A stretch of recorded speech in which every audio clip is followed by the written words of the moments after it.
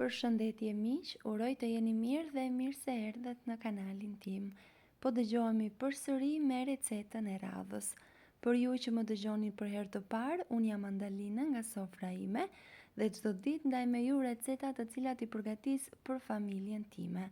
Sot kam përgatitur byrek me qep dhe domate, është një byrek shumë i dashur në familjen tonë dhe e kam përgatitur në një mënyrë shumë të thjeshtë, ndaj po i quaj byrek për fillestarët.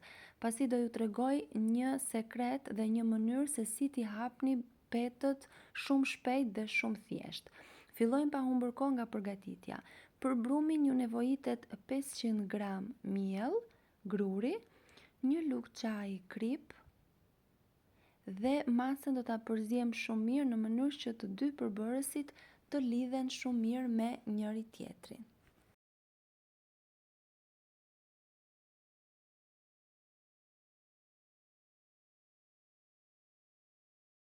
Do vazhdojmë me 30 ml vaj ulliri, një lugë gjelle uthull molle ose rushi, çfarë t'ju gjendet në shtëpi.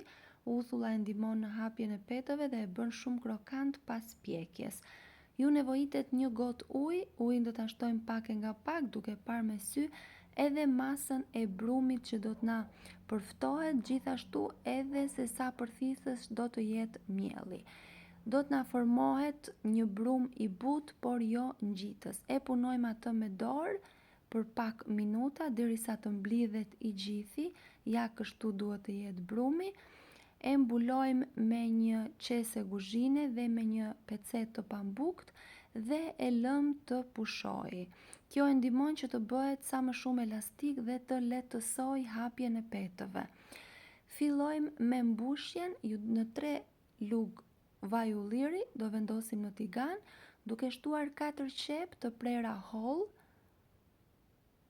Do t'i skuqim në zjarr të ngadalë duke i përzierë vazhdimisht derisa të zbuten, pra të marrin atë ngjyrën e tejdukshme, të karamelizohen, por jo të bëhen ngjyrë kafe.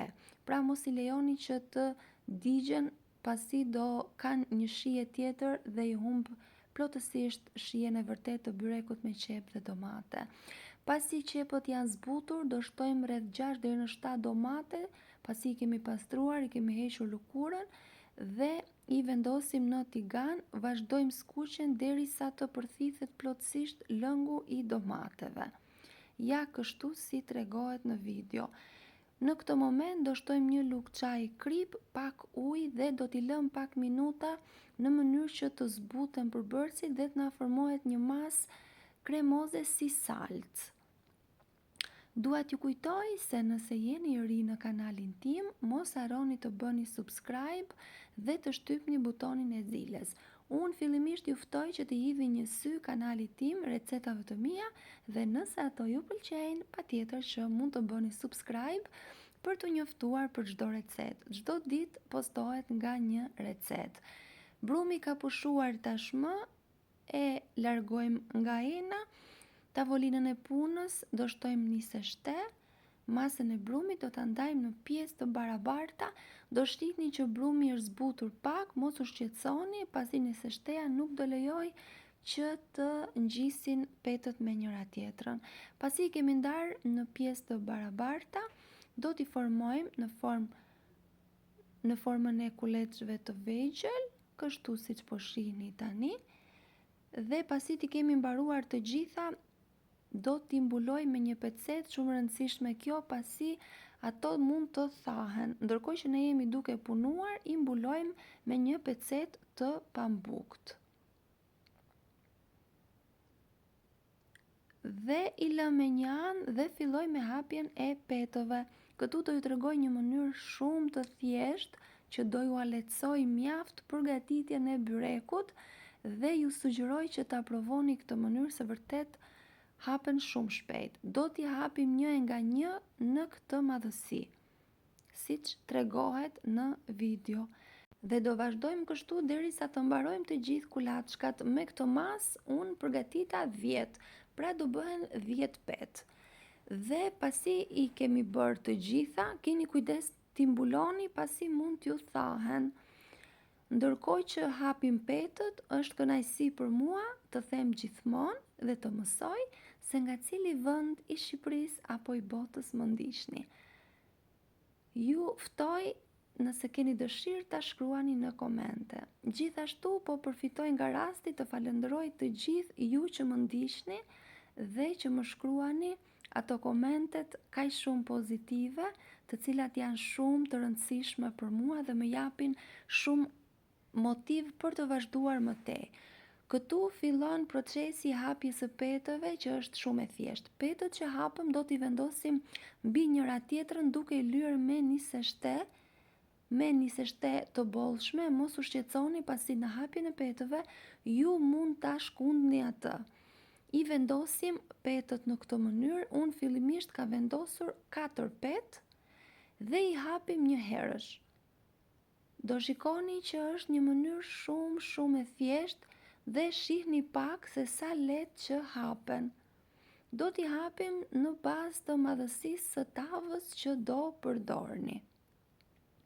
Ndërkohë që hapim petët, unë do doja të mësoja dhe mënyrën tuaj se si është mënyra më e thjeshtë ose ajo që ju i përgatisni byreku në shtëpi. Unë gjithmonë jam pro e mënyrës së hapjes së petëve me oklahi dhe këtë mënyrë duke i hapur bashk disa petë e përdor shpesh, pasi më ndihmon që ta mbaroj më shpejt byrekun. Dhe për ju që keni vështirësi në hapjen e petëve, kjo është një zgjidhje ideale. Ju sugjeroj që ta provoni. Pasi i kemi hapur në madhësinë e tavës, shihni pak se sa lehtë ndahet peta nga peta.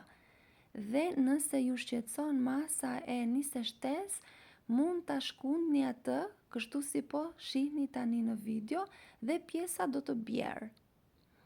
Dhe i shtrojmë në tavë. Fillimisht unë kam vendosur 4 petë. Kam shtuar gjysmën e mbushjes që përgatita me qep dhe me domate, duke hapur mirë në të gjithë hapësirën. Unë pjesën e parë kam vendosur petën jashtë kornizave të tepsisë, pasi atë pjesën anësore në familje ma pëlqen shumë dhe unë byrekun gjithmonë e mbledh në anësore, ashtu si do shihni në fund të videos. Dhe do vazhdojmë kështu derisa të mbarojnë petët. Pra në mes unë kam vendosur 2 petë. Pastaj pjesën tjetër të mbushjes dhe në fund kam vendosur 4 petë të tjera. Siç e shihni, jam duke mbledhur anësoret, kështu i mbledh gjithmonë, pasi në familje mi preferojnë shumë ato anësoret krokante. Dhe po të shihni byrekët e mi në video si në YouTube, ashtu dhe në Instagram, kanë gjithmonë këtë formë. E mbledhim, dështojmë pak vaj ulliri. Unë gjithmonë përdor vaj ulliri në gatime, por mund të shtoni çfarë do lloj vaji që përdorni ju në kuzhinën tuaj. E presim, unë e pres pasi e kam më të thjeshtë ndarjen kur e konsumojmë. Mund të zgjidhni formën tuaj të preferuar. Kështu e kam prerë unë dhe do ta pjekim në 200 gradë, e them derisa të jetë gati, pasi pjekja varet gjithmonë në varësi të sobës që keni.